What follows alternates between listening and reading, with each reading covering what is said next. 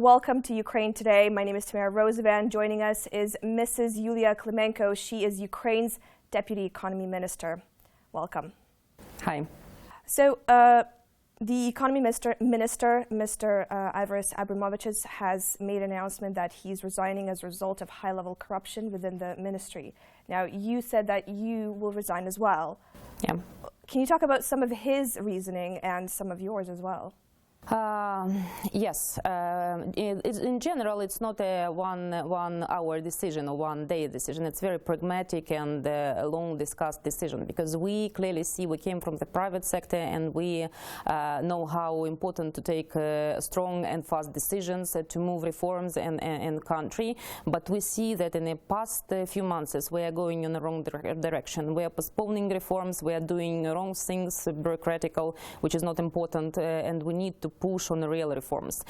So that's why it was our message. And also it's interfering in the internal activity of the ministry, so presenting and pushing some people through the ministry. So we would like to have independent HR policy. We would like to hire people, we professional, transparent people. We're not going to play these games that it was in the previous past. Otherwise, I think they will need to hire other people, and let them do what they want. But we are not going to play these games. Now, if this has been going on for months, as you say, why didn't you announce your resignation earlier? Basically, it was because we clearly understand the political results. We also understand that we have war in eastern Ukraine. We have occupied territory. We clearly understand, consequences of all our steps. But it was a last drop probably, and we stop. We understand this country going wrong direction. We would like to attract attention to this, and we would like somehow to change the situation if it's possible. Now, have you personally felt any pressure from within some of these individuals that Mr. Abramovicius has mentioned in terms of your dealings within the Economy Ministry? I'm a chief of staff, so I am dealing with different HR issues all the time, because we have not only internal staff, but we have a lot of enterprises under us. So it's central authorities, it's state-owned enterprises, etc., etc. So we are actually a lot of people circulating through us. So the problem is we have from time to time we have requests from different sides. It's not only from presidential administration or cabinet of ministry, it also from MPs. So from various sides you feel pressure. But is there one in particular where you feel like you are being pressured into doing or appointing somebody into a position that you don't necessarily agree with? Basically, it's so the system is working this way. So somebody all the time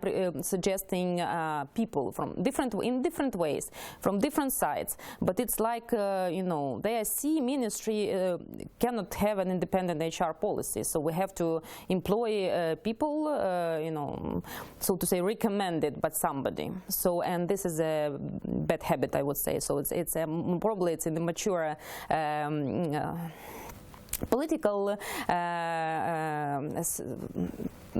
political will, political structure in Ukraine, but still we have to attract attention and say, hi, if you want to have professionals in the SOEs, if you want to professionals in the ministry and in other ministry, you have to first give an opportunity for the ministry to take people whom he would like to take to work with. And then please do not recommend us strange people who is not looking very much. I see. Now, what do you think will be some of the repercussions if the economy minister does resign? This is, free country. We're not slaves. And I think the parliament should take resignation of the minister, not like with the Ministry of Health or Ministry on Infrastructure. And it's not voted by parliament. It's looking like, we are all slaves. We're not slaves. We're not going to stay anyhow. So that's why we are very much asking parliament to vote and let us go if they don't need our technocratical skills. Now, Mr. Abramovicius said that he is quitting basically because he's felt pressure from a Mr. Igor Kononeko from a close ally of Poroshenko to appoint certain individuals into posts within the energy and the defense sector.